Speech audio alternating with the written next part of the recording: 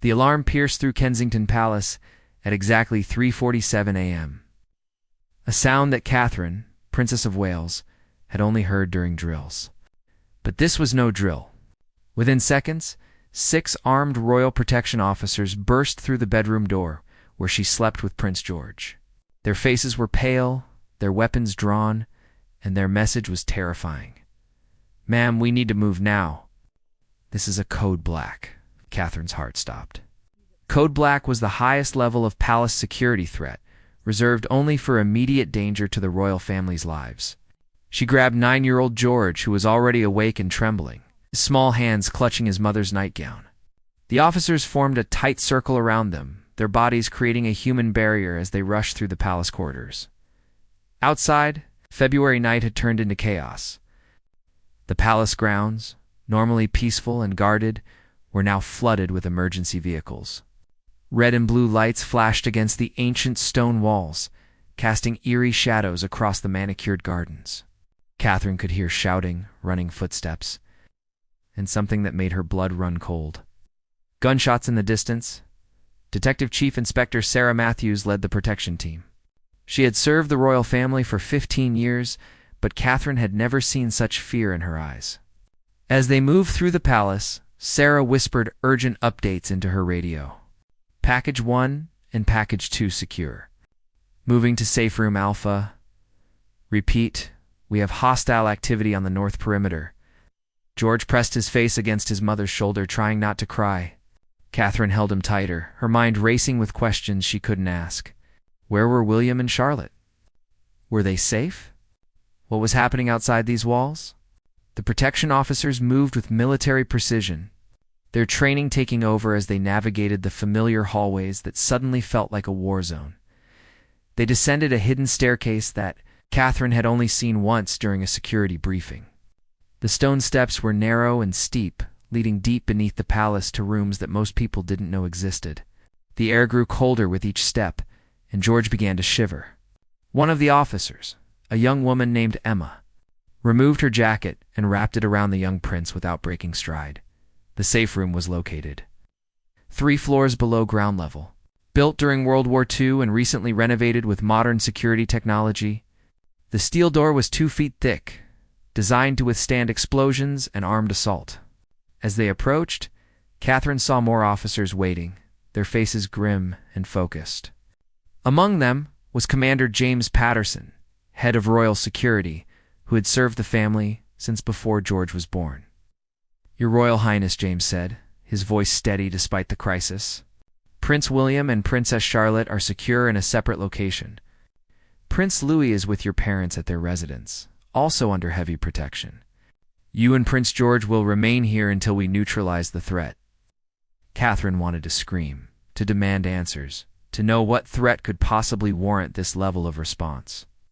But she was a princess, trained to remain calm in crisis. She nodded, holding George's hand as they entered the safe room. The space was larger than she expected, fitted with beds, supplies, communication equipment, and enough provisions to last weeks if necessary.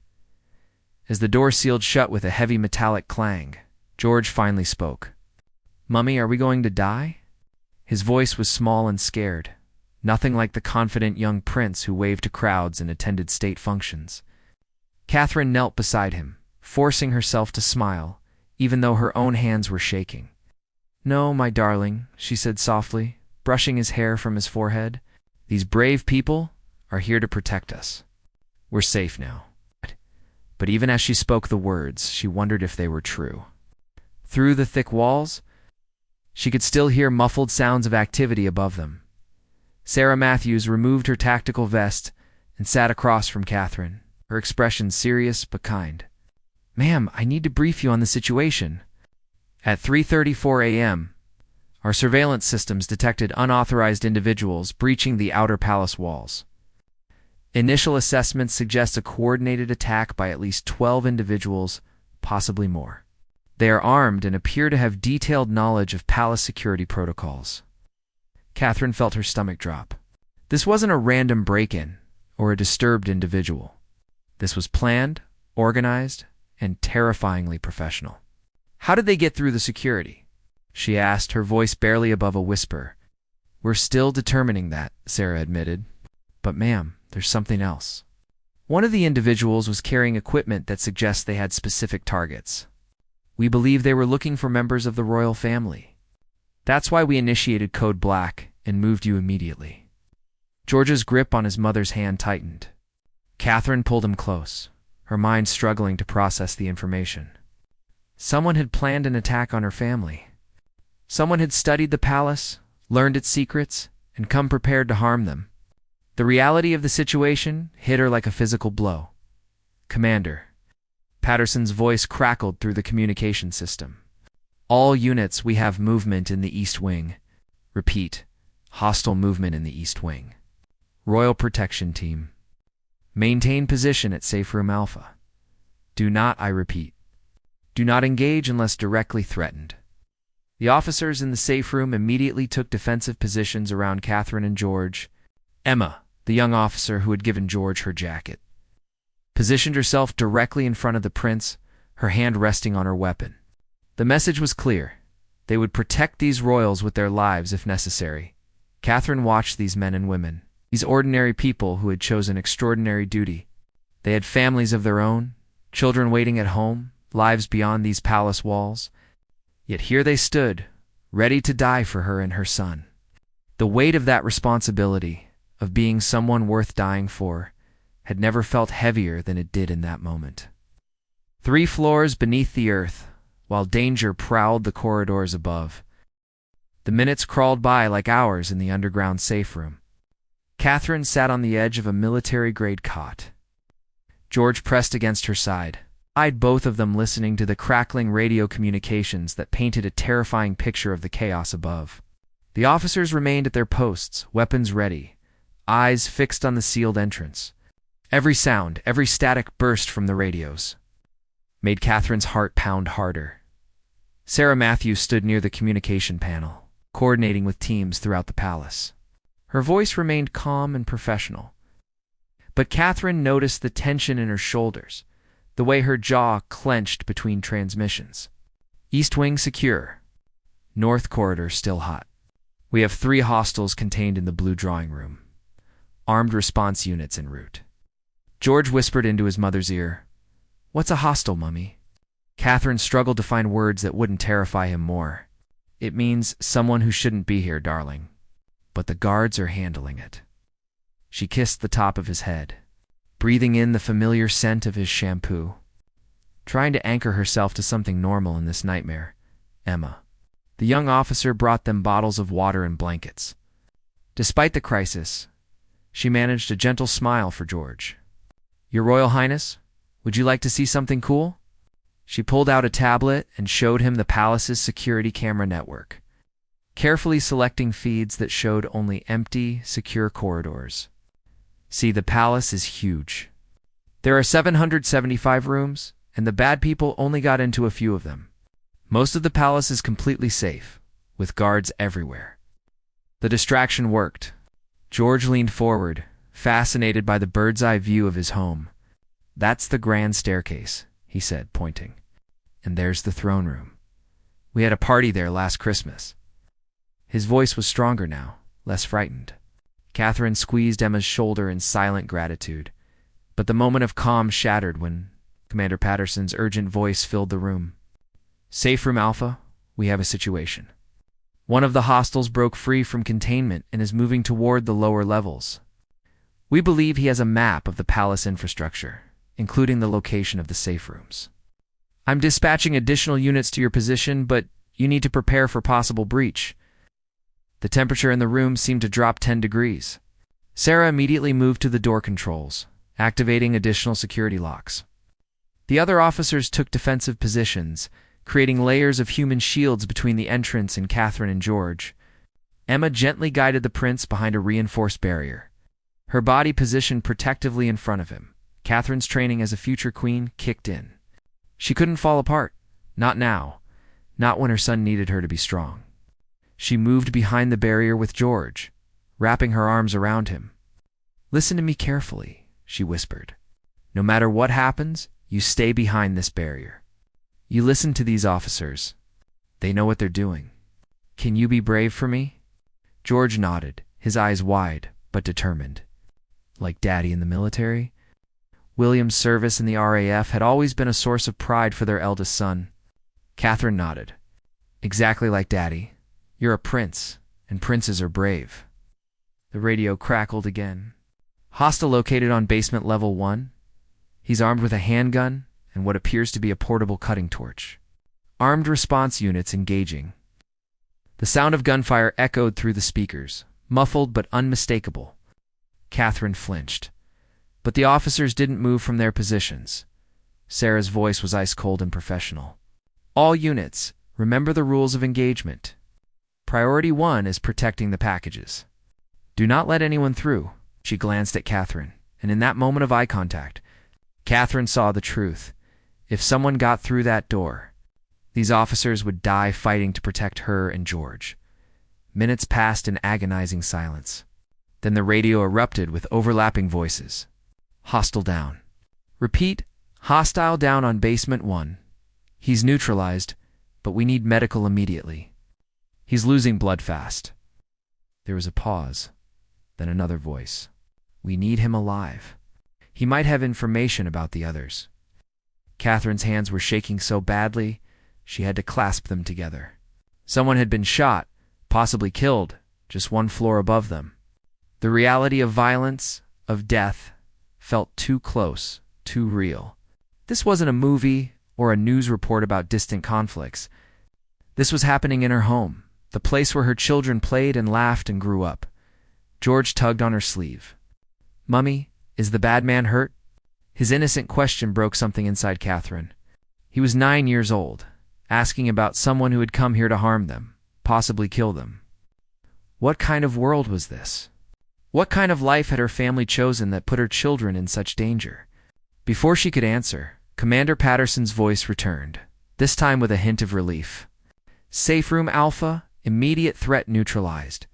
However, we still have multiple hostiles active in other parts of the palace. You remain on lockdown until we have complete confirmation that all threats are eliminated. Current count.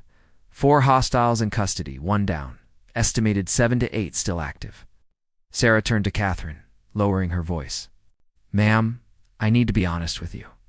This is the most serious security breach in modern royal history. The level of planning, the coordination, the intelligence these people had about the palace layout, it suggests this attack was months in the making. We're dealing with professionals, not amateurs. The implications made Catherine feel sick. Someone had spent months planning to attack her family. Someone had studied their routines, learned the palace secrets, recruited and trained a team. What do they want? She asked, her voice barely audible. We don't know yet, Sarah admitted. They haven't made any demands, haven't tried to communicate. That's what worries us most. If this was about ransom or political statements, they would have made contact by now. The fact that they're silent suggests their goal might be something more direct. She didn't need to say the word. Assassination. Catherine looked at her son. This beautiful boy who would someday be king, who had done nothing to deserve this terror. She thought of Charlotte and Louis, hopefully safe in other locations, probably just as frightened. She thought of William, who must be going out of his mind with worry. Her family torn apart and scattered across London in the middle of the night because someone wanted to hurt them. Emma appeared with sandwiches and juice boxes. Standard provisions kept in the safe room. Your Royal Highness, she said to George, I know you probably aren't hungry, but you should try to eat something. It might be a long night. George took a sandwich mechanically, more to please the officer than from any real appetite, as Catherine watched her son try to eat while surrounded by armed guards in an underground bunker. She realized that their lives would never be the same after this night. The illusion of safety, the carefully maintained normalcy they tried to give their children, despite their royal status, had been shattered. From now on, every public appearance, every school day, every family outing would be shadowed by the knowledge that there were people out there willing to kill them. The radio crackled with another update, and Catherine braced herself for whatever news would come next. The attack entered its 3rd hour, as dawn began to break above ground. Catherine could see the timestamp on the security monitors. 6:23 a.m. George had finally fallen into an exhausted sleep against her shoulder, his face still showing traces of dried tears. She held him carefully, afraid to move and wake him from whatever peace he had found in sleep. Sarah Matthews received a call on her encrypted phone, listening intently before her expression shifted from concern to something darker. She gestured for Catherine to join her near the communication panel away from where George slept. Catherine gently laid her son down on the cot, covering him with a blanket before walking over. "Ma'am, we've identified one of the captured hostiles," Sarah said quietly. "He's a former military contractor who worked in palace security 3 years ago. He resigned suddenly, and we flagged it at the time as suspicious, but there was no evidence of wrongdoing. He had complete access to security protocols, building layouts, everything." The betrayal stung more than Catherine expected. Someone they had trusted, someone who had walked these halls and sworn to protect the royal family, had sold that trust for whatever motivated this attack. "How many others like him?" she asked. "We're running checks on all former security personnel now," Sarah replied. "But ma'am, there's more. During interrogation, one of them said something. They kept repeating the world needs to see them fall. This wasn't just about harming the royal family. This was meant to be public, spectacular. They wanted witnesses." Catherine's mind raced through the implications. If the attackers wanted publicity, they would have planned for media coverage, for cameras, for maximum exposure. "Where were the cameras?" she asked suddenly. "Their cameras, where did they plan to broadcast from?" Sarah's eyes widened. "Brilliant question, ma'am." She immediately radioed the command center. "All units, search for recording equipment, cameras, anything that could broadcast or stream." The hostiles may have planted surveillance equipment throughout the palace. Within minutes, responses started coming back. Security teams had found hidden cameras in the staterooms. Tiny devices designed to broadcast live to the internet. Commander Patterson's voice came through with urgency. "We've located a command center they set up in the old servants' quarters in the East Wing. Multiple laptops, satellite uplinks, professional broadcasting equipment. They were planning to stream everything live. If they had succeeded in reaching the royal family members, the entire world would have watched." The horror of it made Catherine feel physically ill. This wasn't just murder. It was planned as entertainment, as propaganda, as a message to the world that even the British royal family wasn't safe. She thought of George sleeping peacefully a few feet away, unaware of how close he had come to being the victim of a globally broadcast execution. Emma approached with another update from the tactical teams. "Your Royal Highness, they've cleared the north and west wings completely. 5 more hostiles captured, all armed. They're being transported to a secure facility for interrogation. That leaves approximately 3 still unaccounted for. But they may have fled the grounds when they realized the mission had failed." Catherine allowed herself a small measure of hope. The tide was turning. The professionals protecting them were regaining control. But she couldn't shake the feeling that something was still wrong, still missing from the picture. George stirred on the cot, his eyes opening slowly. "Mummy?" His voice was small and confused, as if he hoped the last few hours had been a nightmare. Catherine returned to his side, smoothing his hair, and offering a reassuring smile she didn't quite feel. "Good morning, my brave boy," she whispered. "You did so well. I'm so proud of you." George sat up, looking around the safe room with clearer eyes. The fear was still there, but something else too, curiosity. He was his father's son, and William had always said that understanding something was the best way to stop being afraid of it. "Officer Emma," George said, his voice stronger now, "can you tell me how the safe room works? How does it keep us safe?" Emma glanced at Catherine, who nodded permission. For the next 20 minutes, Emma explained the engineering of the room, the reinforced steel, independent air supply, the communication systems, the emergency provisions. George listened intently, asking intelligent questions that reminded Catherine that he was being raised to someday lead a nation. The radio interrupted their lesson. "All units, we have a development. Police have arrested 3 individuals attempting to leave the country through a private airfield in Essex. They match the descriptions of our missing hostiles. Repeat, We believe all attackers are now in custody or neutralized. Beginning comprehensive sweep of palace grounds to confirm. The relief in the safe room was palpable. Officers who had stood rigid for hours allowed themselves to relax slightly, though they remained professional and alert. Sarah smiled for the first time since the crisis began. "Ma'am, it appears the immediate danger has passed. However, protocol requires we keep you here until the palace has been completely cleared and secured. That could take several more hours." Catherine nodded, understanding the caution. "Can I speak to William?" "To know that Charlotte and Louis are safe?"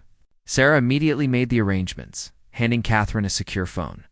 Hearing her husband's voice, thick with emotion and relief, nearly broke Catherine's composure.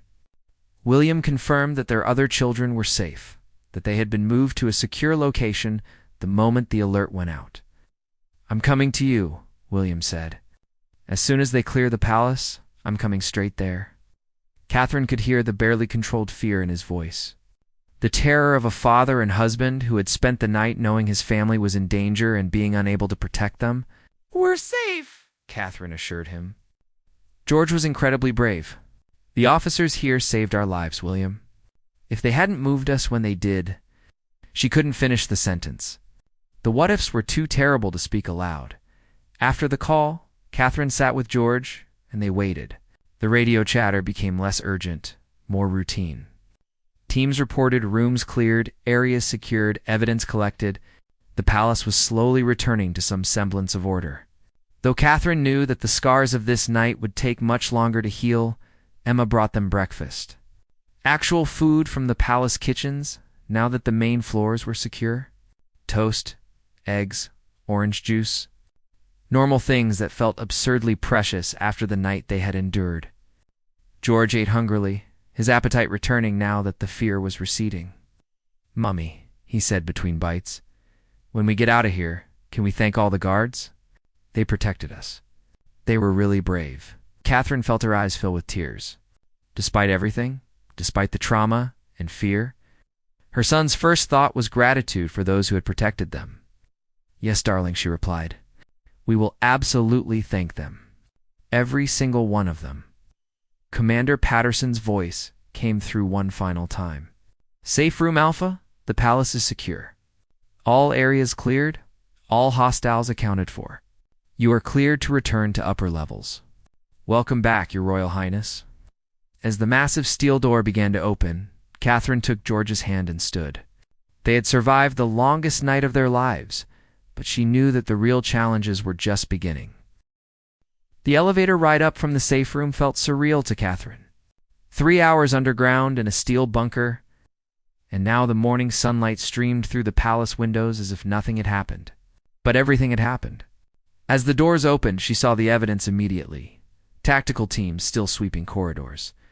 Forensic investigators marking bullet holes in the walls.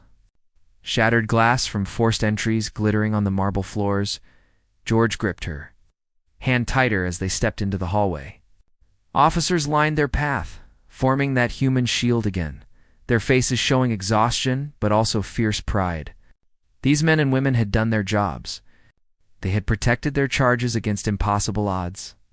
Catherine met each of their eyes as she passed, trying to convey her gratitude without words. William was waiting in the private family quarters. In the moment he saw them, his composure crumbled. He ran to them, gathering both Catherine and George into his arms, his body shaking with relief. "Thank God," he whispered over and over. "Thank God you're safe." Catherine felt his tears on her neck and held him just as tightly. For a few precious moments, they were just a family, not royals. Just people who loved each other and had nearly lost everything. Charlotte and Louis arrived minutes later, brought from their secure location by another protection team. The reunion was emotional and chaotic, with all 3 children talking at once, trying to process what had happened.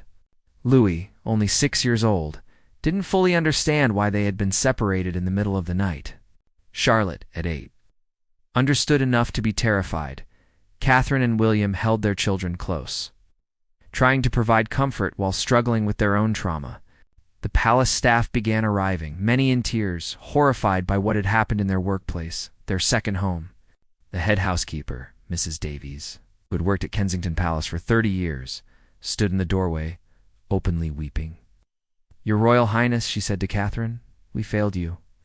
We should have kept you safer." Catherine immediately went to her, taking the older woman's hands. "You did nothing wrong. None of you did. This was planned by professionals who exploited weaknesses none of us could have anticipated. You are not to blame."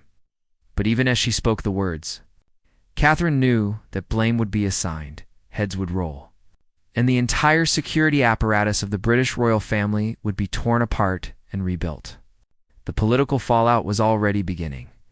Her phone buzzed with messages from Buckingham Palace, from the Prime Minister's office, from security agencies around the world offering assistance and demanding answers. Commander Patterson requested a private meeting with William and Catherine. They left the children with trusted nannies and Emma, who had formed a special bond with George during the crisis. In a secure conference room, James laid out the preliminary findings of the investigation. "The mastermind behind this attack is a man named Victor Rousseau," James explained, displaying a photo on the screen. "Former French Foreign Legion, later worked as a private military contractor. He has ties to extremist groups across Europe who oppose the monarchy system. We believe he spent 18 months planning this operation, recruiting former palace staff, studying security protocols, and gathering intelligence." William's jaw clenched. "How did he get information about our security?" "These were inside details, things only a handful of people should know." James hesitated before answering, and Catherine knew the news would be bad. "We've identified at least 3 palace employees who were feeding him information over the past year. 1 in security, 1 in maintenance, and 1 in the household staff. They've all been arrested. The background checks missed warning signs, and their motivations varied. One was paid substantial amounts of money. Another was blackmailed over personal issues. And the third appears to have been ideologically motivated." The betrayal cut deep. These were people who had access to their children, who knew their routines, who had sat at staff meetings and smiled and acted normal while secretly plotting their murder. Catherine felt violated in a way she had never experienced. The palace, her home, had been infiltrated by people who wanted them dead. "What happens now?" William asked, his voice hard. James pulled up another document on the screen. "Immediate changes begin today," he said. "Every member of palace staff will undergo new background checks and security clearances. We're implementing new protocols, including random security sweeps, encrypted communications for all family movements, and doubled protection details for all senior royals. The children will have dedicated protection teams that stay with them at all times, even at school. George, Charlotte, and Louis with bodyguards following them everywhere, even into their classrooms." The thought made Catherine's heart ache. They had tried so hard to give their children as normal a childhood as possible. But that dream had died in the early hours of this terrible morning. The Prime Minister called within the hour, her voice grave and formal. "Your Royal Highnesses, on behalf of the government and the people of Britain, I express our horror at what occurred and our profound relief that you are safe. I want you to know that we are deploying every resource to ensure nothing like this ever happens again. The individuals responsible will face the full weight of British justice." But Catherine knew that justice wouldn't erase the trauma. Justice wouldn't make George stop having nightmares or help Charlotte understand why people hated them enough to want them dead. Justice was cold comfort when you had spent hours wondering if you would ever see your family again. The media, of course, went into a frenzy. By noon, news of the palace attack was global headline news. Videos from the hidden cameras that the attackers had planted were already circulating online before authorities could shut them down. The world watched footage of armed men moving through the palace halls, of gunfire and chaos. Of the moment when protection officers engaged the hostiles in the staterooms, Catherine refused to watch the videos. But she couldn't escape the commentary. News anchors debated palace security, questioned whether the royal family was now too vulnerable, wondered aloud if this was the beginning of a new era of threats against the monarchy. Some praised the bravery of the protection officers. Others used the attack as ammunition for their anti-monarchy campaigns. That afternoon, Catherine made a decision. She asked to speak directly to the protection team that had saved her and George. They assembled in one of the palace meeting rooms, still in their tactical gear, some showing injuries from the night's combat. Sarah Matthews had a bandage on her arm where she had been grazed by a bullet. Emma had bruises from physically restraining one of the hostiles. "I need you all to know something," Catherine said, her voice steady, despite the emotion behind it. "Last night, you didn't just do your jobs. You put your lives between danger and my family. You stood ready to die for us, and some of you were injured protecting us. I am the future queen, but today I stand before you simply as a mother who owes you everything. Thank you. Doesn't seem adequate, but it's all I have. Thank you for bringing my son and me home safely." The room was silent for a moment, then Sarah stepped forward. "Your Royal Highness, protecting you and your family is the honor of our lives. We took an oath, and we meant every word of it. We would do it again without hesitation." The other officers nodded in agreement, their faces showing the same fierce dedication that had carried them through the darkest hours. Catherine shook each of their hands, making eye contact, remembering names and faces. These were the people who had saved her life. She would never forget them. That evening, as the family gathered in the private quarters under heavy guard, Catherine watched her children trying to play normally while armed officers stood at every entrance. The innocence of childhood had been stolen from them in one terrifying night, and she didn't know if they would ever fully recover it. 3 weeks after the attack, Catherine stood in the palace gardens watching George play football with his protection officers. The scene looked almost normal, a young boy running and laughing in the spring sunshine. But the 4 armed guards positioned at each corner of the lawn told a different story. The new normal, they called it. Catherine hated that phrase. George had nightmares most nights. He would wake up screaming, certain that bad men were coming through his bedroom door. Catherine or William would rush to him, hold him, remind him he was safe. But the fear in his eyes never fully disappeared. Charlotte had become quieter, more withdrawn. She asked questions that broke Catherine's heart. "Why do people hate us, Mummy? What did we do wrong?" Louis was too young to fully understand, but even he sensed the change in atmosphere, the tension that now permeated palace life. The investigation continued to reveal disturbing details. Victor Rousseau, the mastermind, had been planning attacks on European royal families for over 2 years. The assault on Kensington Palace was meant to be the first in a series of coordinated strikes, designed to destabilize monarchies across the continent. Intelligence agencies in 5 countries were now working together to dismantle his network. The 3 palace employees who had betrayed them sat in custody awaiting trial. Catherine had requested their personnel files, reading through years of performance reviews, letters of recommendation, birthday cards they had sent to the children. How had they hidden their true intentions so completely? The security expert who had been paid off had a daughter George's age. He had attended the same children's birthday parties, smiled at the same family photos, all while selling information that could have gotten those children killed. Parliament demanded a full review of royal security. The hearings were brutal. Catherine watched on television as Commander Patterson and other security officials were grilled about procedures, failures, and systemic vulnerabilities. Some members of Parliament called for the royal family to be relocated entirely, to abandon the historic palaces for modern, more easily secured facilities. The thought of leaving Kensington Palace, their home, felt like letting the attackers win. But the most difficult part was the public reaction. While many expressed support and sympathy, others saw the attack as proof that the monarchy was outdated and dangerous. They put those children at risk by insisting on this archaic system, one columnist wrote. Is tradition worth a child's life? Catherine read the words and felt fury rising in her chest, as if she and William had chosen this life carelessly, as if they didn't agonize over their children's safety every single day. The support, when it came, was overwhelming. Letters arrived by the thousands from ordinary people expressing their relief that the family was safe. Children sent drawings of castles protected by rainbows and angels. Veterans wrote to praise the protection officers who had defended the palace. A group of former military personnel started a fund to support the families of protection officers.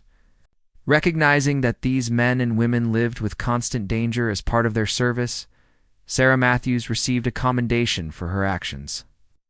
During the attack, Emma was promoted and given a permanent position on George's protection detail, something the young prince had specifically requested. "She saved me, Mummy," he had said. "I want her to stay." Catherine had agreed immediately, recognizing that Emma's presence made George feel safer. 1 month after the attack, Catherine made her first public appearance at a children's hospital in London. The security was unprecedented. Snipers on rooftops, plainclothes officers throughout the crowd, armored vehicles positioned at every exit. She almost canceled 3 times, terrified of being exposed and vulnerable again. But she forced herself to go, knowing that hiding forever wasn't an option. The children at the hospital didn't know about her fear or her trauma. They saw a princess who had come to visit them, who sat by their bedsides and listened to their stories and made them feel special. One little girl battling leukemia held Catherine's hand and said, "I heard bad people tried to hurt you. I'm glad you're okay. You're very brave." Catherine nearly broke down. This child, fighting for her life, thought Catherine was brave. The perspective hit her hard. Yes, she had survived a terrifying attack. Yes, her family had been threatened. But she was alive. Her children were alive. And there were people facing battles every day that made her problems seem small. That night, she spoke with William about their future. "We can't live in fear forever," she said. "The children are watching us, learning how to respond to this. If we show them that we're beaten, that we're too afraid to live our lives, what does that teach them?" William nodded, his own struggle visible on his face. "We teach them that we're stronger than the people who try to hurt us," he said. "We show them that doing the right thing, serving the people, is worth the risk. We make them understand that what happened was terrible, but it doesn't define us." Slowly, carefully, the family began to reclaim their lives. George returned to school with his enhanced security detail. Charlotte started ballet lessons again, something she had refused to do in the weeks after the attack. Louis, resilient as only small children can be, seemed to bounce back fastest. His nightmares fading, as the memory of that night became less sharp, the trials of the attackers began in the autumn. Catherine didn't attend, but she read the transcripts. Victor Rousseau showed no remorse, ranting about the evils of monarchy and the necessity of violence to achieve political change. The palace employees who had helped him expressed varying degrees of regret, but the damage was done. They would spend decades in prison for their betrayal. On the anniversary of the attack, Catherine and William held a private ceremony at Kensington Palace to honor the protection officers who had saved them. New security protocols were now fully implemented. The palace was more secure than ever, and additional officers had been hired and trained. Sarah Matthews stood at attention as William presented her with a special royal commendation. "You and your team embodied the highest ideals of service," William said. "You protected my family when they were most vulnerable, and you did so with courage and professionalism that goes beyond anything we could have expected. The crown thanks you, but more importantly, a husband and father thanks you for bringing his family home safely." That evening after the ceremony, Catherine tucked George into bed. He looked up at her, his young face more serious than any 9-year-old should be. "Mummy, if something bad happens again, the guards will protect us, right?" Catherine stroked his hair, choosing her words carefully. "Yes, my darling, they will," she said. "But I also want you to know that bad things rarely happen. What happened to us was unusual and terrible, but it was also stopped by good people doing brave things. The world has more good people than bad people. Never forget that." George considered this, then nodded. "Like Officer Emma, she's good people." Catherine smiled. "Yes, exactly like Officer Emma." As she left George's room, Catherine paused in the hallway, looking at the palace walls that had witnessed so much history, so much drama, so much life. The bullet holes had been repaired, the broken glass replaced, the blood cleaned from the floors. The physical scars were gone, but the emotional ones would take longer to heal. But they would heal. The royal family had survived wars, revolutions, scandals, and tragedies over centuries. They would survive this too. Catherine walked to the window and looked out over the gardens over London. Over a kingdom that still needed its royal family despite the dangers that came with the role. She thought of the protection officers stationed throughout the palace, alert and ready. She thought of her children sleeping in their beds, guarded and safe. She thought of William, her partner in all things, who stood beside her through every crisis. They were not just survivors of the 2026 palace lockdown.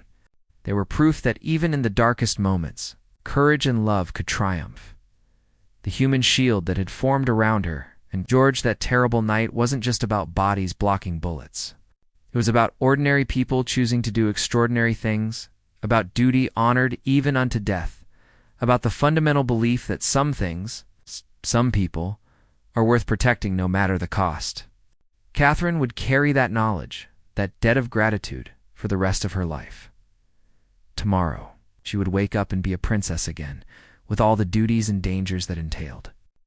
But tonight, she was just a mother whose children were safe, whose family was whole, whose home had been defended by heroes. And that was enough.